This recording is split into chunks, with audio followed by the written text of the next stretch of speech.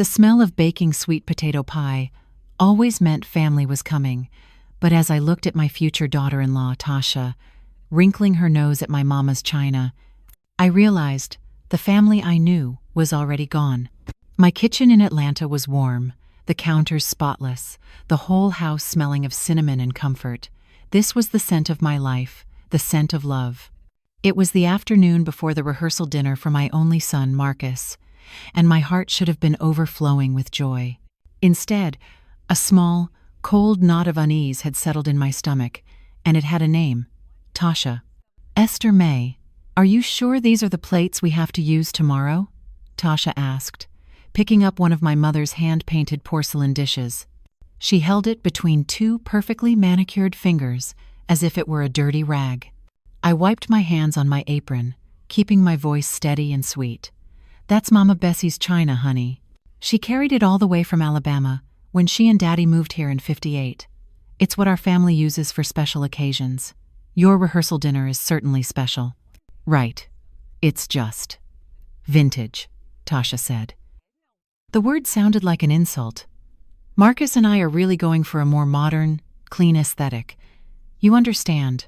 I just smiled. "It's clean, child. I washed it myself this morning." She didn't catch the gentle rebuke. She never did.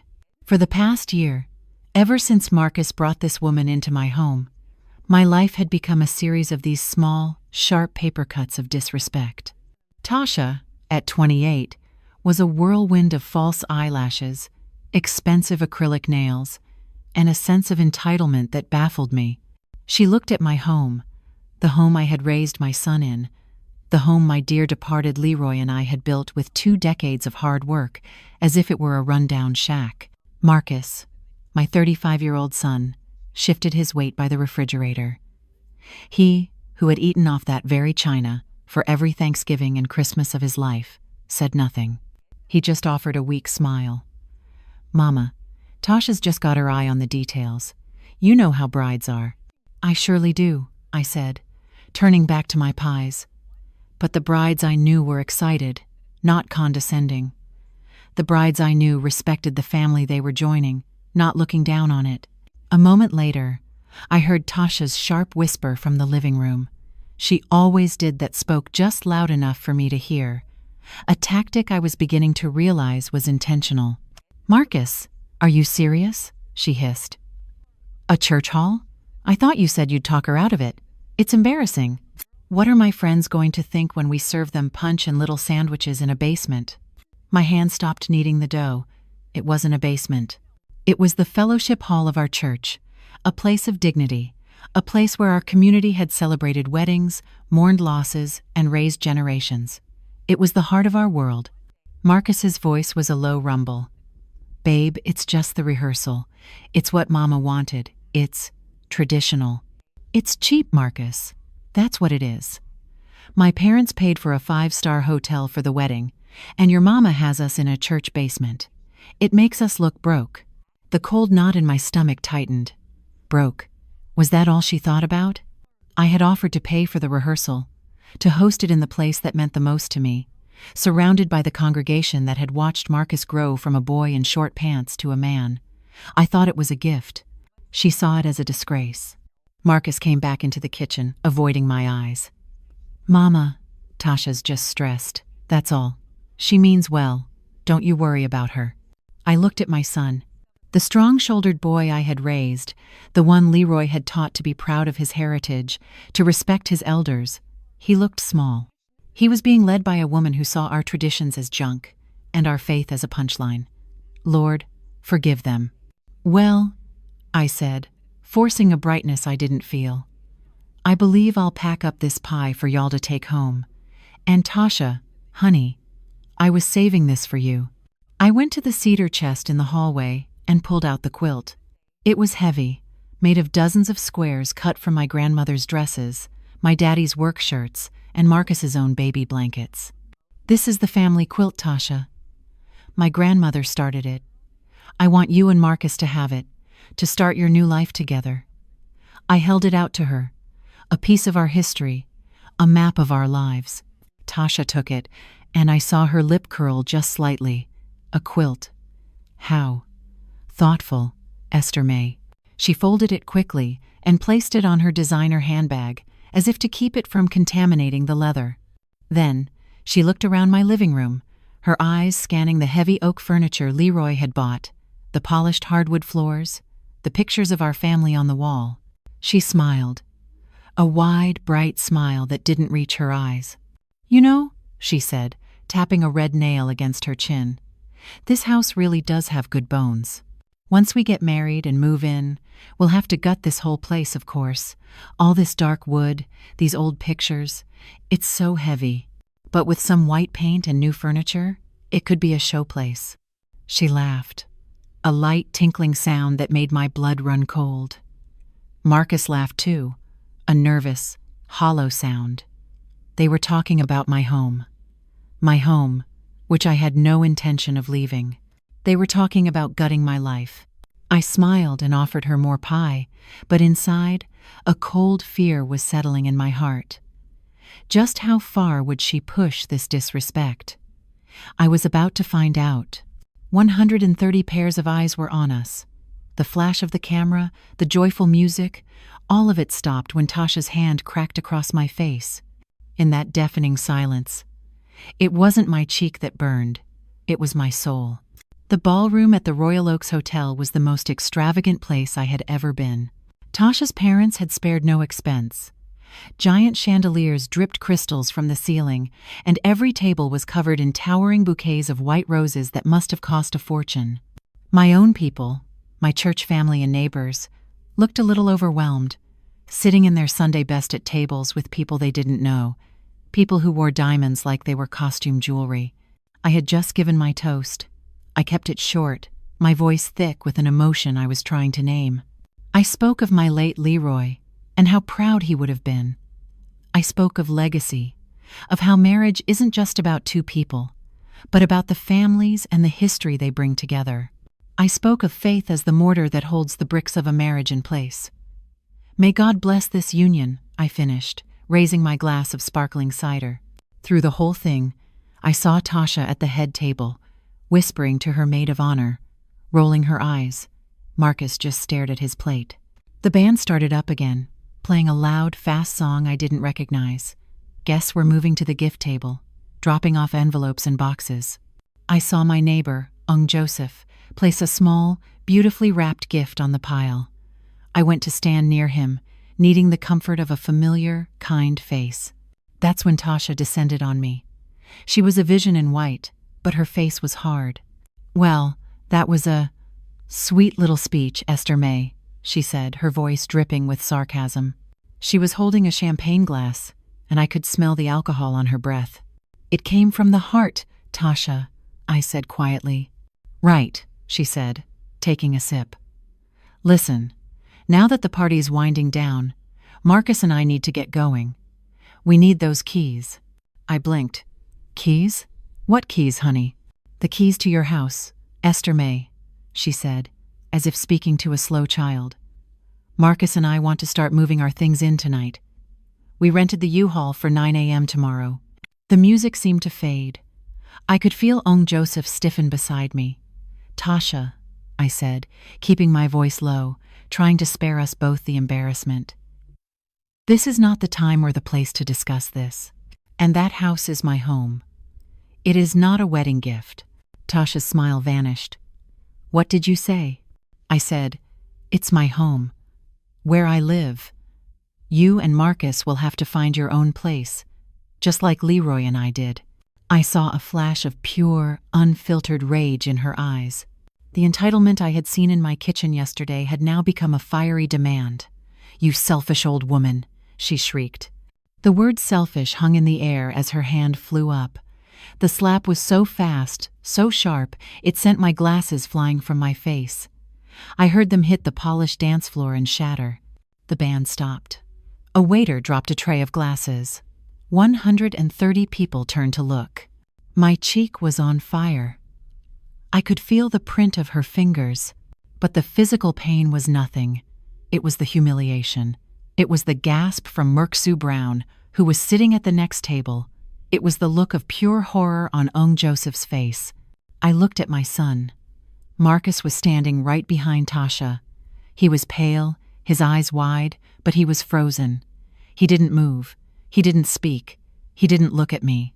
He just stared at the floor, as his new wife stood there, breathing heavily, her chest puffed up in victory. "That's what you get," Tasha screamed into the silence, her voice echoing in the grand ballroom. "That's what you get for trying to stand in our way." I bent down slowly, my hands trembling, to pick up the broken pieces of my glasses. The lenses were spiderwebbed. The frame was snapped at the hinge. I could feel the stares of everyone, pity from some, disgust from others, and from Tasha's friends. I could almost feel a cold amusement. I stood back up, holding the broken pieces in my hand. I looked at Tasha, who was now smoothing down her perfect white dress. I looked at Marcus, who still refused to meet my gaze. He had made his choice. In front of God and our entire community, he had chosen this viper, over the woman who gave him life. I saw Muksu Brown's face, etched in horror. I saw Ong Joseph start to rise from his seat, his fists clenched. But I just turned, without a word. I didn't cry. I didn't scream. I held my head as high as I could, clutching the pieces of my glasses, and walked. I walked past the gift table, past the towering, sickeningly sweet-smelling roses, past the shocked faces of my friends, and out of that ballroom. I left my son, my dignity, and the life I knew behind forever. The first person I called wasn't a lawyer. It wasn't the police. It was my neighbor, Ong Joseph. Sometimes, the only person who can understand a wound that deep is someone who speaks the same language of faith and respect. I didn't even remember the drive home. I must have been operating on some kind of instinct, like a wounded animal crawling back to its den. I walked into my quiet house, the smell of sweet potato pie still hanging in the air. And that's when the tears finally came.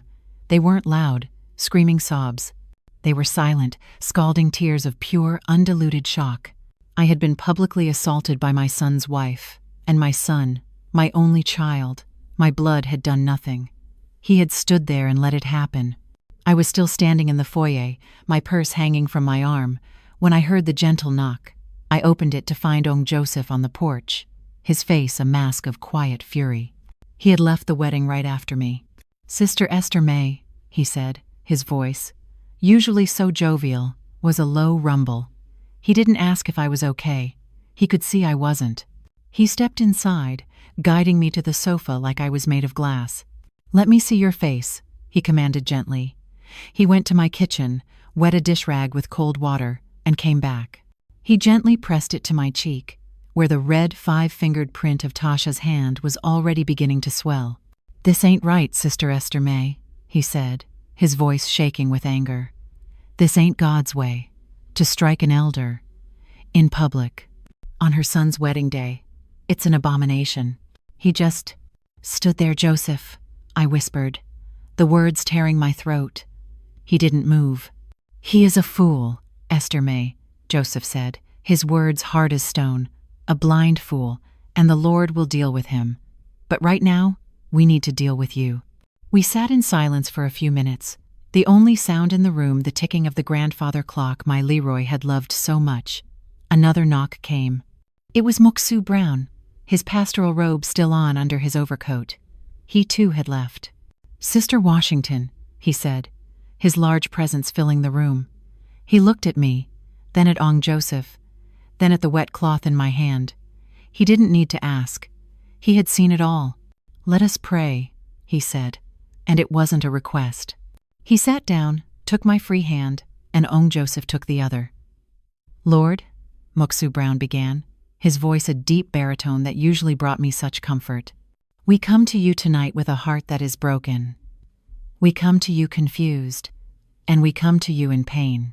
We have witnessed a child of God, an elder of this community, be dishonored. We have seen the sin of disrespect, the sin of greed, and the sin of cowardice. Lord, we ask you not for vengeance. We ask you for clarity. We ask you to give our sister the wisdom of Solomon and the strength of David. Her faith is being tested in the fire.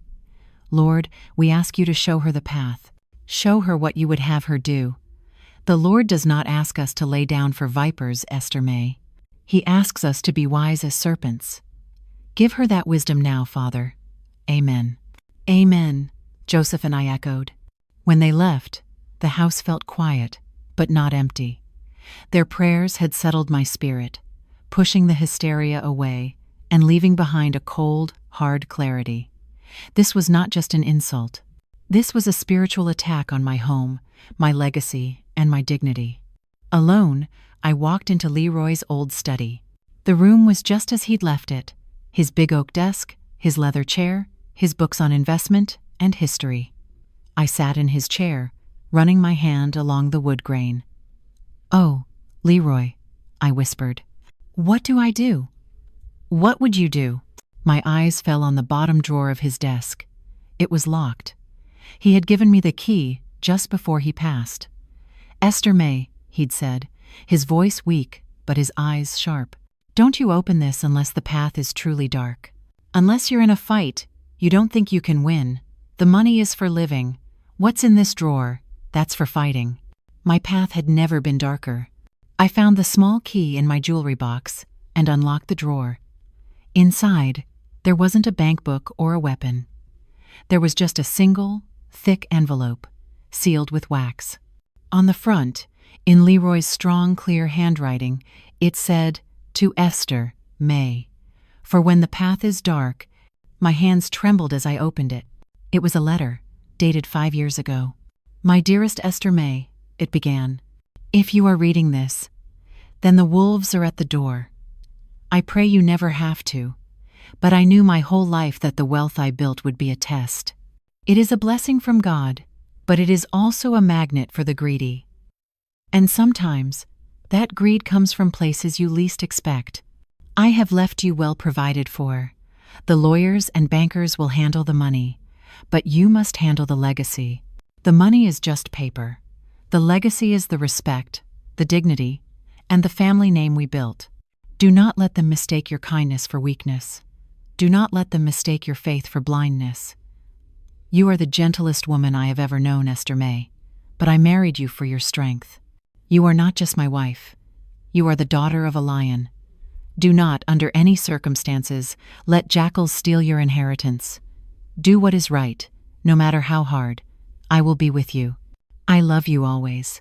Leroy." The tears that came now were not tears of pain, they were tears of resolve. The fog of shock and grief lifted, and I saw my path. Leroy's words settled into my spirit. The jackals were at the door. They had just slapped me in the face. I picked up the phone and dialed the number I hadn't used in a year.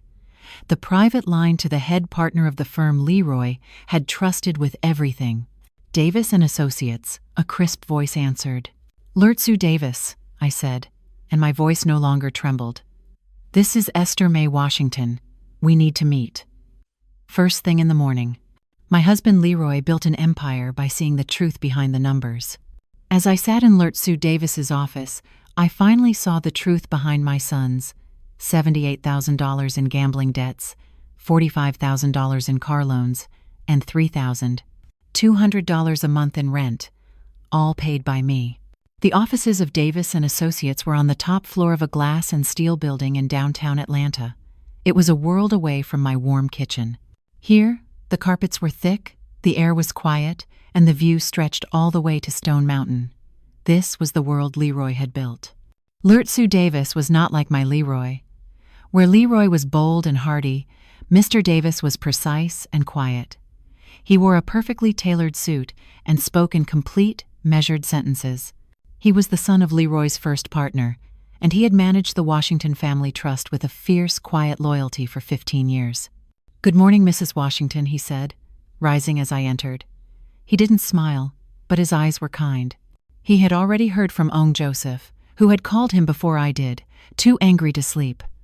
"I am devastated to hear of the events of last night. Truly." "Thank you, Mr. Davis," I said, taking the seat he offered.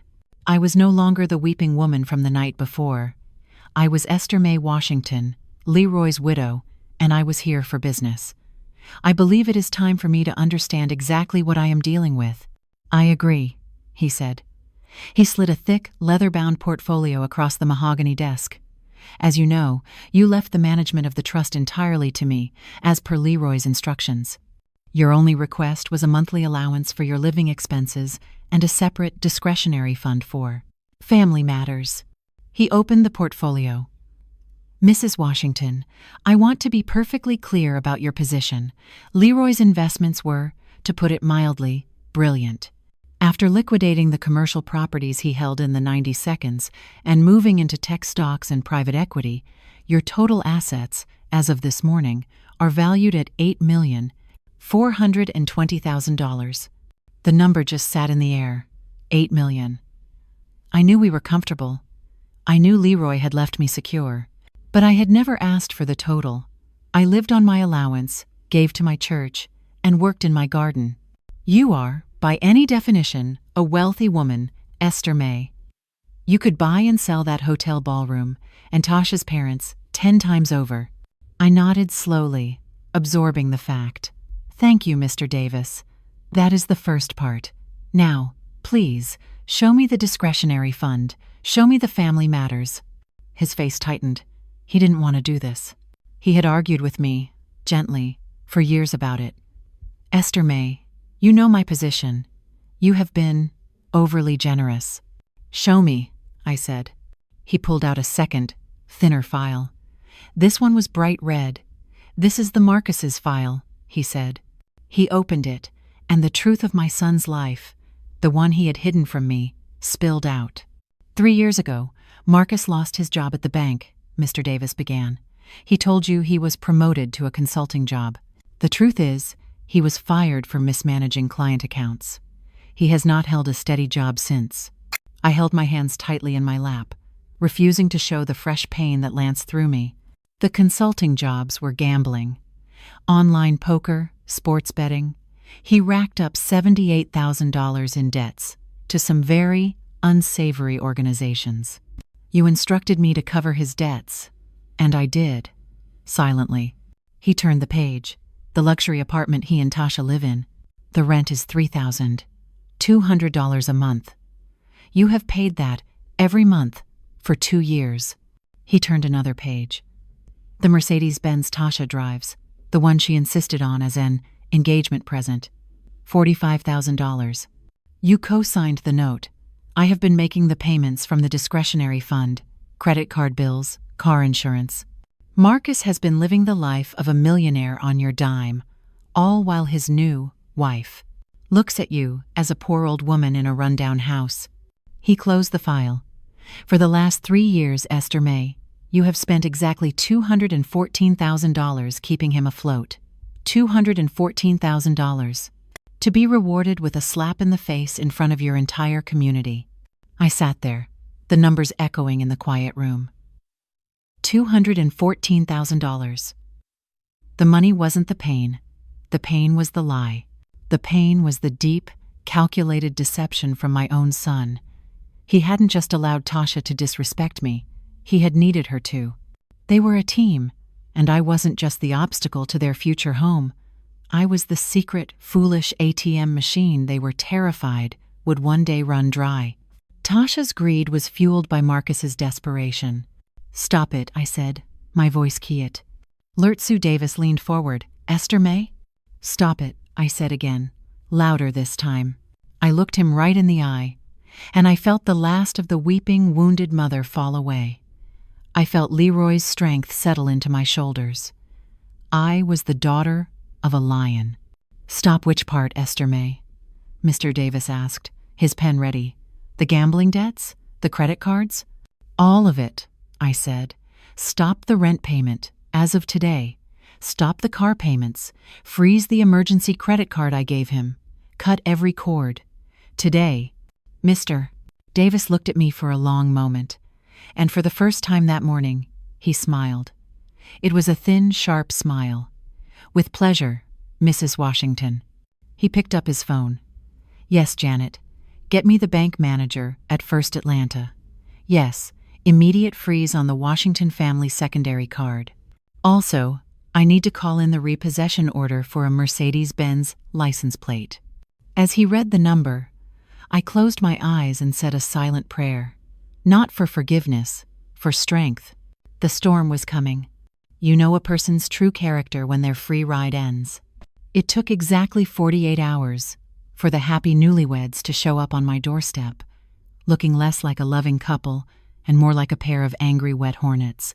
I was in my kitchen, humming along to a gospel tune on the radio and kneading dough for a loaf of bread. The past 2 days had been quiet. I had not answered my phone, which had rung dozens of times with Marcus's number. I had prayed with Moksu Brown, had coffee with Ong Joseph, and I had, for the first time in years, slept a deep and dreamless sleep. I felt clean. Then came the pounding. It wasn't a knock. It was a furious, rattling banging that shook the entire doorframe. I wiped my hands, my heart giving a single hard thump. The storm I had prayed for was here.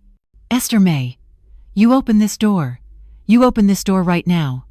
Tasha's voice was a shrill scream, cracking with rage. I walked calmly to the door. I looked through the peephole. Tasha's face was pushed right up against it, her makeup streaked with tears, her eyes looking wild. Marcus was behind her, his hands shoved in his pockets, pacing back and forth on my porch. I undid the deadbolt, but left the chain latched. I opened the door the 3 inches the chain would allow. "Good afternoon, Tasha, Marcus," I said, my voice as calm as if I were greeting them at church. "Don't you good afternoon me." Tasha shrieked, shoving her hand through the opening as if to grab me. "They took my car. My car. The tow truck came an hour ago, right in front of my friend's house. You did this." I looked at her hand, then back at her face. "Tasha, honey, your voice is entirely too loud for this neighborhood. You're going to bother the neighbors." "I don't care about the neighbors. You called them, didn't you? You told them to take my Mercedes." "I'm afraid I don't know what you're talking about, Tasha," I said, and the lie was so smooth, so easy, it surprised me. "What car?" "The one that was in my name, co-signed with my money? I don't have that car anymore. The bank must have taken it." Her face went from red to a pale, blotchy white. You. That's when Marcus pushed her aside, his face pale and clammy with panic. "Mama, please," he begged, his voice cracking.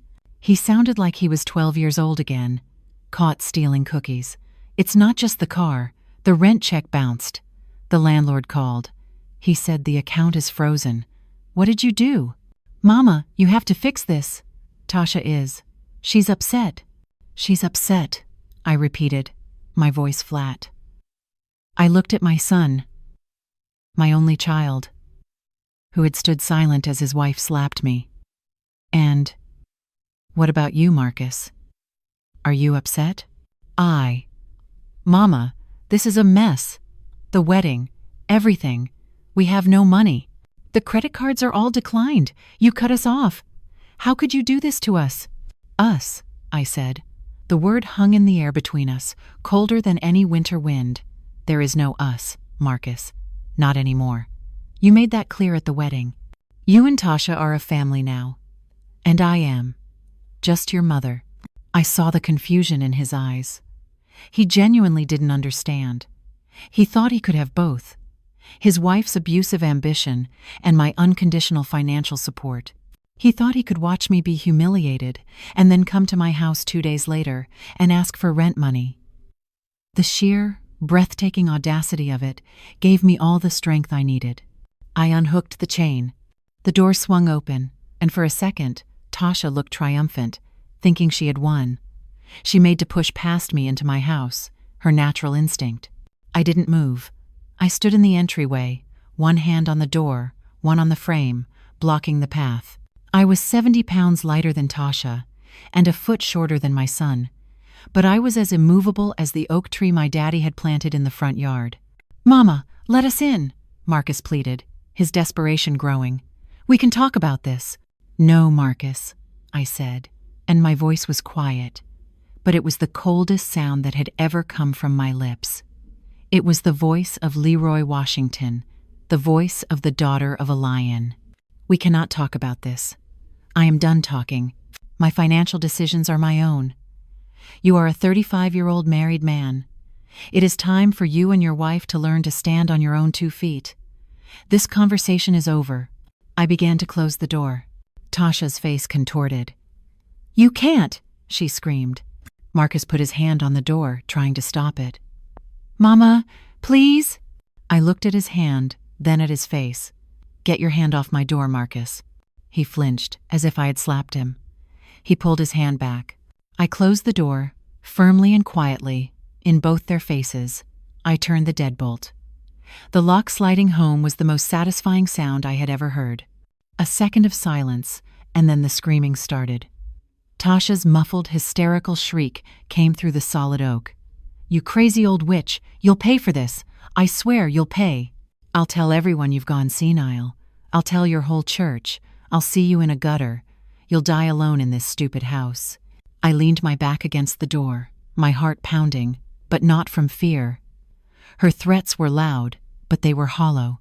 They were the tantrum of a spoiled child who had just been told no for the very first time.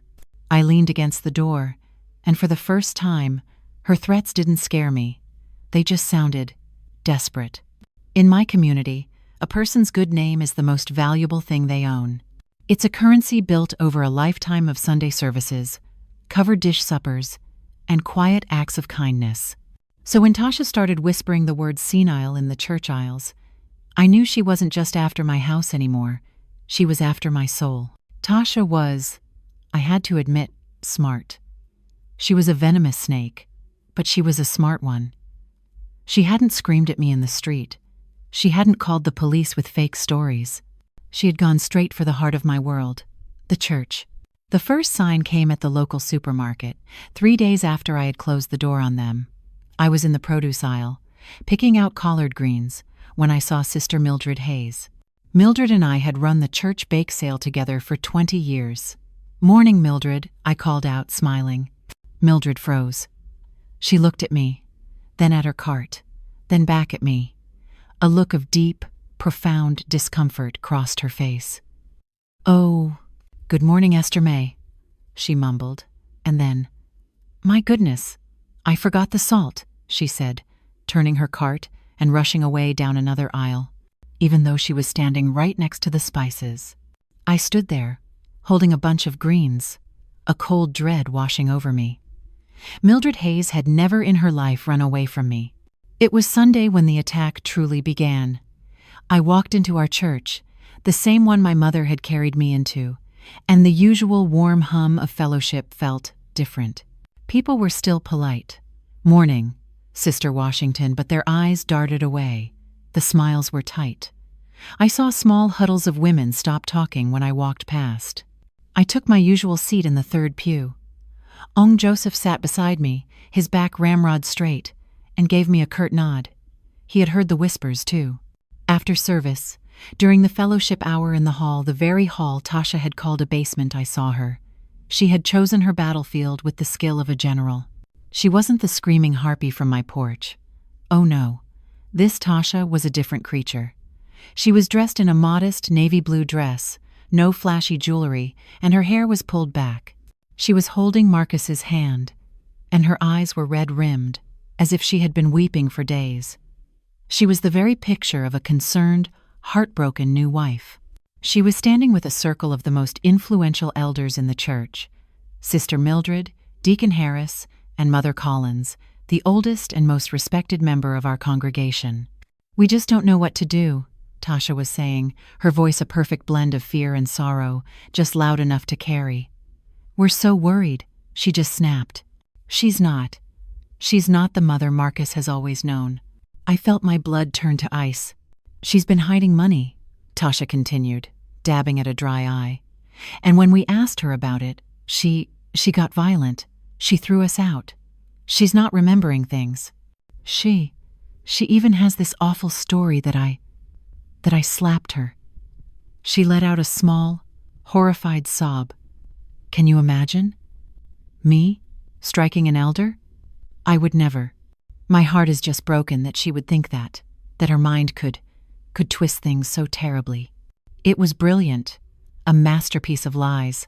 She had taken the truth, twisted it inside out, and presented it as a tragedy, casting herself as the victim. "We just want her to be safe," Marcus mumbled, staring at his shoes, his one pitiful contribution. Muksu Brown, who had been watching this from across the room, strode over. "Now, Tasha, Marcus, I was at that wedding. I think we all know that what you're saying is not the full truth." "Oh, Muksu," Tasha said, turning her false tears on him. "You saw how chaotic it was." She was so confused. She must have fallen and hit her cheek. She blamed me. She's paranoid. We tried to get her help, and she cut us off completely. We're terrified her lawyer, that Mr. Davis, is taking advantage of her. The seed of doubt was planted. I saw it in Sister Mildred's eyes. I saw it in Deacon Harris's frown. "Where there's smoke, there's fire," their faces said. An old woman, a new lawyer, cut off family. It was a story people were willing to believe. Ong Joseph stepped forward. "That is a bald-faced lie," he boomed, and the hall went quiet. I was there. I saw this woman strike Sister Washington with my own 2 eyes. "Oh, Ong Joseph," Tasha whispered, looking devastated. "You know how she's been. She must have convinced you. She's not well." It was hopeless. It was my word, Joseph's word, against the tearful, loving pleas of a desperate son and his new wife. The community was split, and that was all Tasha needed. I didn't stay to fight. I held my head high and walked out, Ong Joseph and the pastor flanking me like guards. The final blow came that Tuesday. I was watering my azaleas when Marcus's car pulled up. Not the fancy one I had paid for, but a small, rented sedan. He got out, alone this time. He looked like he hadn't slept in days. His hands were trembling. "Mama," he said, standing on the sidewalk. He wouldn't come to the porch. "Marcus." He held out an official-looking envelope. "Mama, we're doing this for your own good. We have to. Tasha's parents, they're lawyers. They said, this is the only way to help you." I didn't take it from him. He had to lay it on the porch railing. "It's a court date," he said, his voice thick. For an evaluation. 2, to evaluate your competency." I looked at the envelope, then at my son. The last flicker of the boy I had raised, the one who loved fishing with Leroy, the one who cried when his bird died. It was gone. He was a stranger, a tool. The paper felt heavy in my hand. They hadn't just attacked my name, they had declared war. "Marcus," I said, my voice as calm and steady as the oak tree behind me. "You go back, and you tell your wife, and you tell your wife's lawyers, to be ready. You tell them to bring all the proof they think they have." He looked up, a flicker of fear in his eyes. "Because I'm bringing mine." I've sat in a courtroom many times for jury duty, feeling proud of our justice system. I've sat in the back pews during civil rights meetings at our church, listening to lawyers talk about changing the world. I never, in my darkest nightmares, thought I'd be sitting at the defendant's table, not for a crime, but to prove to my own son that I still had my right mind. The Fulton County courtroom was cold. The air smelled of floor wax and stale coffee. The wood was dark, the ceilings high, and the judge, a stern-looking woman named Judge Alva Thompson, looked at all of us over the top of her glasses as if we were children squabbling in her living room. I had dressed with care. I wore the navy blue suit I had worn to Leroy's funeral, with my mother's small pearl earrings. I was Esther Mae Washington, a widow of good standing, a mother, and a child of God. I would not look like a confused old woman. On the other side of the aisle sat Marcus and Tasha. As I had seen at church, Tasha was the picture of sorrowful concern. She wore a simple gray dress, no makeup, and held a tissue in her hand. Marcus sat beside her, looking thin and gray himself, staring at his hands. They had a slick-looking lawyer, a Mr. Harrison, who kept shuffling his papers with a self-important air. Lurtsu Davis sat beside me, calm and solid as a rock. In the gallery behind me, I could feel the presence of my two witnesses, Ong Joseph and Muksu Brown, both dressed in their finest suits. Behind them, I could also feel the stares of the elders Tasha had poisoned, like Sister Mildred, who had come to watch the circus. "We are here," Judge Thompson began, her voice sharp, on the matter of a petition for emergency guardianship over Mrs. Esther May Washington. "Mr. Harrison, you may begin." Tasha's lawyer stood up, a fake, mournful look on his face. "Thank you, Your Honor. This is a tragedy, a pure and simple tragedy. We are here today because Mr.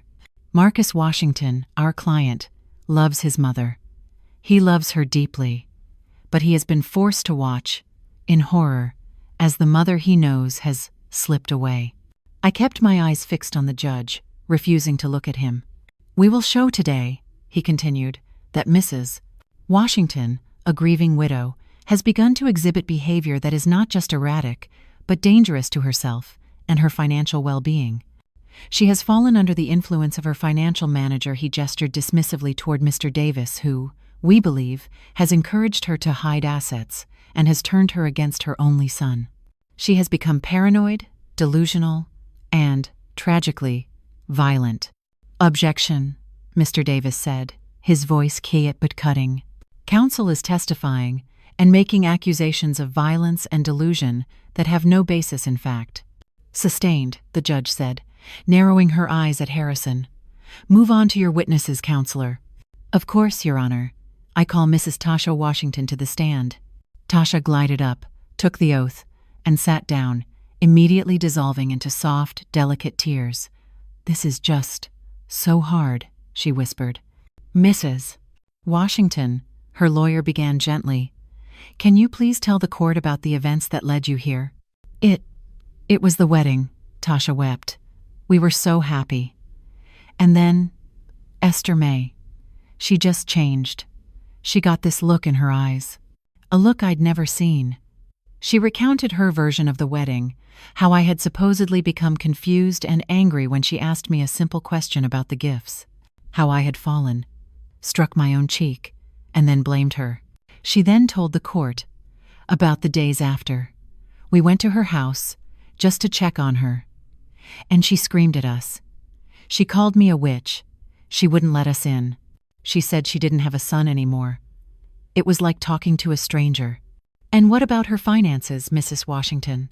"That's the scariest part," Tasha said, leaning in. "She's been hiding money for years. We didn't even know. And now, she's cut us off from everything. Just like that. For no reason. The car was taken, our apartment. She's trying to make us homeless. We're terrified. Her lawyer, Mr. Davis, is taking advantage of her, making her sign things she doesn't understand, probably to get the money for himself." I saw the judge frown at this, her eyes flicking to Mr. Davis. This was Tasha's smart, venomous move. Paint Davis as the villain, and me as his confused puppet. When he was done, Mr. Davis declined to cross-examine.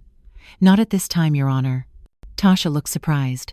She had been bracing for a fight and hadn't gotten one. She swept off the stand, looking triumphant. "I now call Mr. Marcus Washington." My son walked to the stand. He looked like he was walking to his own execution. He wouldn't look at me. He swore his oath, his voice barely a whisper. "Mr. Washington," Harrison said, "this is your mother. Tell the court, in your own words, what has happened." Marcus swallowed hard. "My mama. She's not the woman she was. Not since my daddy died." His voice was thick with a false, practiced-sounding sadness. "She's paranoid. She's accusing us of terrible things. Conspiracy. Stealing. She won't listen to reason. She threw me out of her house. Her behavior at the wedding. It was frightening." "And do you believe she is a danger to herself?" Marcus paused. This was the moment. The knife point. I stopped breathing. He looked, for just a second, right at me. I saw a flicker of the boy I knew, a flicker of shame and fear. But then he looked away, back to his lawyer, and his face hardened. "Yes," he said, "I do. She is. She's destroying her life, and she's trying to destroy ours. We just want to protect her. We want the court to appoint someone, me, her son, to look after her, to make sure she's safe, to make sure her Her assets are safe. The word assets hung in the cold air. Mr. Harrison sat down. The petitioner rests, Your Honor. The courtroom was quiet. Judge Thompson looked at the testimony. She looked at Marcus, who was now weeping softly into his hands. She looked at Tasha, who was watching him with a look of loving concern. Then, she looked at me. Her face was not unkind. It was genuinely troubled. Mrs. Washington, she said, these are very serious allegations. Your own son, your only child, seems to believe you are unwell and are being manipulated. This court's first priority is the safety of its elders. I could feel Sister Mildred in the back pew nodding, her mind made up. Mr. Davis, the judge said, turning to my lawyer. You have heard the testimony. What exactly do you have to say to this? I felt a moment of pure, cold panic. It was all on him. My life, my name, my home. Lurtsu Davis stood up slowly, picking up a thick, leather-bound folder from his table. He walked to the center of the courtroom, a picture of calm, professional confidence. Your Honor, he said, his voice clear and precise, filling the room. I'm very glad you asked. We have a great deal to say. We will prove that not only is my client, Mrs. Esther Mae Washington, perfectly competent, but she is, in fact, the victim of the most calculated, vicious case of attempted elder fraud I have seen in my 25 years of practice. Tasha's head snapped up. Marcus stopped his fake sobbing. And it begins, Mr. Davis said, tapping the thick folder, with this file. A file I have kept on behalf of Mrs. Washington for 3 years. It is labeled, Marcus Washington, Debts Paid. There's a moment when a lie gets so big, it collapses under its own weight. As Lurtsu Davis began to speak, the sound of Tasha's lies collapsing was the loudest thing in that courtroom. Mr. Harrison, Tasha's lawyer, jumped to his feet. Objection, Your Honor. Counsel is being theatrical. This file is irrelevant. On the contrary, Your Honor, Mr. Davis said smoothly. This file is the entire case. The petitioners have claimed my client is erratic and paranoid. We will now show the court why her actions were, in fact, devastatingly rational. I'll allow it, Judge Thompson said, leaning forward. Proceed, Mr. Davis. Lurtsu Davis placed the first document on the projector. It was a single-page summary, a balance sheet. Your Honor, the petitioners have claimed my client is a confused widow being manipulated. Let's start with her actual financial standing, Mrs. Washington's assets, managed by my firm since her husband, the late Leroy Washington, passed, do not consist of a simple house and a pension. Her assets total $8,420,000. A collective gasp went through the courtroom. I heard Sister Mildred, in the back, whisper, Lord, have mercy. Tasha's face went from pale to a ghostly chalk white. Her eyes, wide with shock, darted from the screen, to Davis, to me. She was looking at me in a new way, not as an old fool, but as a vault she had just failed to crack. As you can see, Mr. Davis continued, Mrs. Washington is, by any standard, an extremely wealthy woman. The idea that she is hiding money or that I am manipulating her for her small home is, to be blunt, absurd. Now, let's address the erratic behavior of cutting off her loving son, Davis said, sliding the Marcus's file under the projector. Objection, Tasha's lawyer shouted. Financial records are private. The petitioners, Your Honor, are the ones who put Mrs. Washington's financial decisions on trial, Davis countered. They have opened this door. I am simply showing the court what is behind it. Overruled, the judge snapped. Continue. Thank you, Your Honor. This is a file, Mrs. Washington instructed me to keep, documenting the discretionary funds she has paid on her son's behalf for 3 years. She did this out of love, to protect him, in secret. A new page appeared. It was a list of wire transfers. You will see here, Davis said, his voice cold and sharp, $78,000 in payments to online sports betting clearinghouses. Mr. Washington is, it seems, a heavy gambler. Marcus sank in his chair, his face in his hands. New page.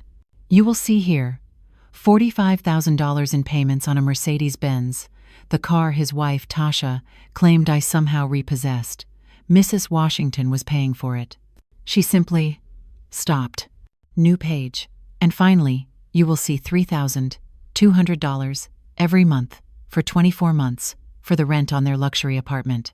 Total financial support, gifted in secret from a loving mother, $214,000. The courtroom was dead silent. The judge stared at the screen, her face like thunder. The erratic behavior Mr. Washington and his wife described, Davis said, the snap they are so worried about was not an act of insanity, it was an act of sanity. It was a mother who had just been publicly slapped in the face by her daughter-in-law at her son's wedding. "Objection!" Harrison yelled. "I have an affidavit from the event planner, 3 caterers, and a sworn statement from Merksue Brown, who is present in this court, all of whom witnessed the assault," Davis said calmly. The judge waved Harrison back into his seat, her eyes blazing. "It was," Mr. Davis repeated, "an act of a competent, rational, and deeply wounded woman finally deciding to stop financing the lives of her abusers. She did not cut them off for no reason. She cut them off because she was, at last, setting a boundary." Tasha was trembling, her mask completely gone, replaced by a sneer of pure hatred. "But it gets worse, Your Honor," Davis said, and his voice dropped. "The petitioners are not just greedy, they are conspiratorial." He put up the final document. It was a printout of a text message. "This is a text recovered from Tasha Washington's own phone, sent to her maid of honor 6 weeks ago. I will read it verbatim." He cleared his throat. "Girl, I am so sick of this old lady. Just gotta play nice until the wedding, then we get the old lady to sign the house over. Marcus is too weak to do it, so I'll handle her. If she fusses, my cousin's friend is a paralegal. We'll just get her declared senile. Easy." The gasp in the courtroom was so sharp it hurt my ears. Sister Mildred was openly weeping. "God, forgive that child," she whispered. Tasha lunged forward. You bitch. You can't. That's illegal. You can't read my texts." "Order!" Judge Thompson roared, slamming her gavel. "Order in this court!" Tasha's lawyer, Mr. Harrison, was slowly packing his briefcase. He knew the fight was over. He looked disgusted, whether at his clients or at himself. I couldn't tell. Judge Thompson took off her glasses. She stared at Marcus and Tasha with a look of such profound contempt that I almost felt a flicker of pity for them. Almost. "In my 15 years on this bench," she said, her voice shaking with rage, "I have never seen such a blatant, disgusting, and premeditated conspiracy to defraud an elderly parent. This is not a competency hearing. This is an attempted robbery." She looked at Marcus. "Your mother paid your gambling debts. She paid your rent. She paid for your wife's car. And in return, you brought her here. You lied under oath, and you tried to steal her home and her dignity. You tried to have her declared insane so you could continue to bleed her dry." She looked at Tasha. "And you are a piece of work I hope to never see in this courtroom again." Tasha was sobbing now, but they weren't the fake, delicate tears from before. They were the ugly, choking sobs of a cornered animal. Marcus was staring at me, his face a mask of utter ruin, of complete, horrified comprehension. He finally understood what he had lost. The judge looked at them one last time. "I am not only dismissing this case with extreme prejudice. I am referring this entire matter, the testimony, the text messages, and the sworn statements to the district attorney's office for review of potential elder abuse, fraud, and perjury. Get out of my courtroom." The judge's words hung in the air. Referral to the district attorney. It was over. But as I walked out of that courtroom, past the ruins of my son, I didn't feel the triumph I expected. I just felt the heavy, cold peace of an amputation. You know the limb is gone, you know it had to go, but you still feel the ache where it used to be. The hallway outside the courtroom was chaos. A local news reporter, who must have gotten a tip about the drama, was trying to shove a microphone in Tasha's face. Tasha, no longer the weeping victim, was a cornered animal. She slapped the microphone away, her face a mask of ugly rage. "This is your fault!" she screamed, whirling on Marcus, who was leaning against the wall, looking shell-shocked. "My fault?" he yelled back, his voice cracking with a hysteria that matched hers. "My fault? We'll just get her declared senile." "Easy. That's what you said. That was your stupid plan." "My plan? You're the one who got us into this!" Tasha shrieked, and the whole hallway stopped to watch. "You and you're gambling. You're the one who was too weak to even pay his own bills. You're just a weak, pathetic mama's boy. And you're a greedy witch," he shot back.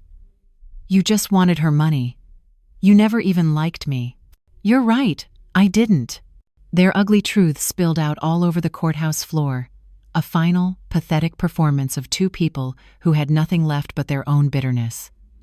I didn't stay to watch the rest. "Sister Washington." Muksu Brown's voice was a warm balm. He and Ong Joseph were standing by the elevator. They had come down the back stairs to meet me. They didn't say, "I told you so." They didn't say, "Are you okay?" Muksu Brown just opened his arms. I stepped into his embrace, and Ong Joseph put his hand on my shoulder. I leaned my head against the pastor's chest and let out one long, shuddering breath. It was the breath I felt like I had been holding since the wedding. "You did the hard thing, Sister Washington," the pastor said, patting my back. "But you did the right thing. Justice was served today, and you honored Leroy's memory." Ong Joseph nodded. "You stood up for every elder who's ever been disrespected, Esther May. You let your light shine, and it exposed all the darkness. I'm proud of you." I straightened up, wiping a single tear from my eye. "Thank you, brothers, both of you. It means more than you know. Now, if you'll excuse me, I have one last thing to do." Lurtsu Davis was waiting for me in his car. We drove back to his office in silence. The city of Atlanta felt different, like the colors were sharper, the air cleaner. Back in the quiet, mahogany and glass office, Mr. Davis pulled out a fresh set of papers and a pen. "Are you sure, Esther May?" he asked, his voice gentle. "This is final." "I am sure," I said. "He is my son, but he is not Leroy's heir. Not anymore. The legacy isn't the money, Mr. Davis. The legacy is the work, and he has proven he is not fit to do it." I took the pen.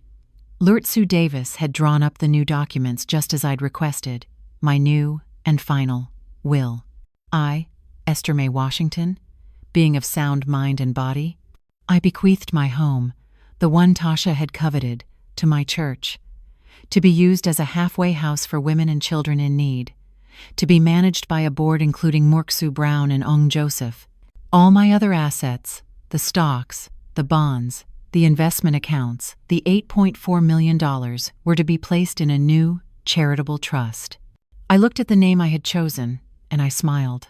The Leroy Washington Legacy Foundation for Elder Justice. Its mission: to provide free legal and financial aid to seniors in the Atlanta community facing financial abuse and exploitation from family members. "And Marcus?" Mr. Davis asked quietly, pointing to the last line. "To my son, Marcus Washington," I dictated, and Mr. Davis wrote it down. "I leave $1 and my prayers. May he one day find his way back to the man his father and I tried to raise." I signed my name at the bottom. The signature was firm. There was not a single tremor in my hand. It was done.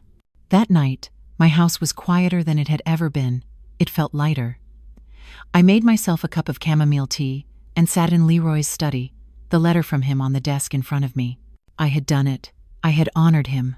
I had protected our legacy. Around 9 o'clock, the phone rang. I looked at the caller ID. The name glowed on the small screen. Marcus. My heart gave a single, painful thump. A part of me, the mother part, wanted to snatch it up, to hear his voice, to hear him say something. "I'm sorry. Forgive me. What have I done?" It rang again, and again. He was desperate. The reality of what he had done, The consequences of the judge's referral, the finality of it all, had surely set in. I looked at the phone. I thought of the slap. I thought of the lies in court. I thought of the text message. Just get her declared senile. I reached over, my hand steady. I pressed the off button. The ringing stopped. The house was blessedly silent. I was finally, truly, free. 2 years later, I stood on the porch of my house. It was still my house. I still lived upstairs, in my own space. But the downstairs, my old living room and dining room, was no longer just a home. It was the first headquarters for the Leroy Washington Legacy Foundation for Elder Justice. I am 70 years old now, and I can honestly say I have never been busier, and I have never been more at peace. The house that Tasha once tried to gut is now a place of safety and strength for our community. This morning, I sat in what used to be my formal parlor, listening to a woman named Mrs. Davis, no relation to my lawyer. She was a frail-looking woman of 80, and she was weeping into a tissue. My grandson, she was telling me, he's a good boy, but he took out one of those reverse mortgages on my house. I didn't understand the papers, Esther May. Now, they say I have to leave. No, you don't, I told her, my voice firm but kind. I pointed to Lert Sue Davis, who was sitting beside me, his pen flying. Mrs. Davis, I want you to meet my Mr. Davis. He is going to read those papers. We are going to fight this. You are not going to lose your home. This is my life now. It is a good life. My foundation, run by a board that includes Mook Sue Brown and a now very proud Ong Joseph, has helped over 40 seniors in the Atlanta area in the last 18 months. We've saved homes. We've recovered stolen pensions. We've gotten restraining orders against abusive family members. My husband, Leroy, taught me that wealth isn't about what you have, it's about what you protect. And my trial taught me that you must protect your peace and your dignity above all else. Of course, the whispers about what happened to Marcus and Tasha never fully went away. The district attorney, after reviewing the case, did press charges for perjury and attempted fraud. Tasha, being Tasha, took a plea deal. She testified against her own husband, claiming she was coerced by him. She got probation. The last I heard, she had divorced Marcus, moved to Texas, and was trying to rebrand herself as some kind of life coach. The Lord truly does have a sense of humor. Marcus, my son, he did not fare as well. He had lied under oath. He had no one to blame but himself. He served 6 months in a low-security prison. When he got out, he was a broken man. I heard through the church grapevine that he now works a low-wage job at a warehouse in another state, living in a rented room. He has not called. He has not written. He has never, in 2 years, said the words, "I'm sorry, Mama." He has not sought redemption. Only, I imagine, regretted getting caught. The amputation was complete. It still aches on rainy days, but I know it was necessary to save my own life.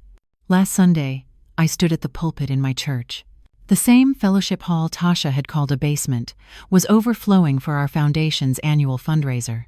I looked out at the faces of my community, Sister Mildred, who is now my most dedicated volunteer, my dear Joseph, my pastor, and the dozen or so elders I had personally helped. When I was at my lowest, I told them, my voice ringing out, clear and strong, I felt so very alone. I felt ashamed. The devil wants us to believe that family abuse is a private shame, something to be hidden behind closed doors. He wants us to be silent. But the Lord, I continued, feeling the Spirit move, does not ask us to be doormats for the greedy. He does not ask us to sacrifice our dignity for those who have none. He asks us to be wise. He asks us to stand in the light and speak the truth. My husband, Leroy, was a good man. He built an empire, but he always said that the legacy he wanted to leave wasn't the money. It was the principle. The principle that we protect our own, that we honor our elders, and that we never, ever mistake kindness for weakness. The church erupted. People were on their feet, clapping, amen, echoing off the walls. I looked out at the faces of my friends, my real family. I had lost a son, but I had gained a purpose. I had gained a mission. I finally understood what Leroy meant in his letter. I was the daughter of a lion, and the jackals were gone. My story is finished, but the stories of so many others are still being written. If there is one thing I have learned in my 70 years, it is that your peace is the most valuable thing you will ever own. You cannot let anyone, not even your own blood, steal it from you. Setting a boundary is not an act of cruelty. It is the highest form of self-love and self-preservation. You teach people how to treat you, and it is never, ever too late to start the lesson. I have told you my story, and now I would be honored to hear a piece of yours. Have you ever had to choose between your peace and a family member? What lessons have you learned about setting boundaries?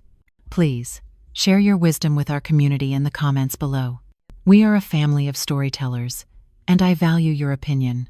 On a scale of 0 to 10, how did my story make you feel? And finally, I love to know where my words are traveling. Which city or which state are you listening from tonight? Thank you for sharing your time with me. May God bless you, and may you always protect your peace.